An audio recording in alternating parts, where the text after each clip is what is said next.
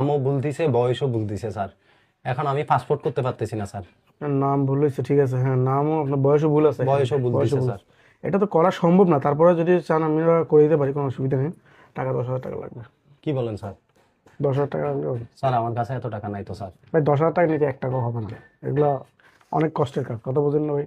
Sir একটু কমাই রাখেন না স্যার।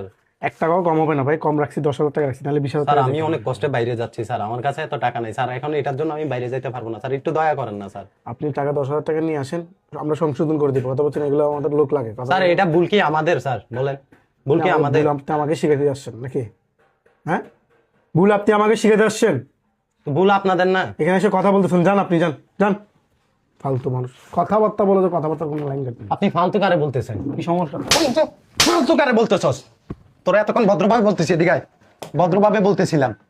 কিরে এই বেটা, ভুল কি আমার? ভুল আমার না তোর? হ্যাঁ, আইডি কার্ডের নাম ভুল করছে ভাই, এটা কার? এটা কি আমার দোষ না ওদের দোষ? ওটা তো ওদের দোষ। হ্যাঁ, আমারটাও তো 10,000 টাকা নিবি। আপনারটাও নিছে না? হ্যাঁ ভাই। তোরা এগুলো কেন করস?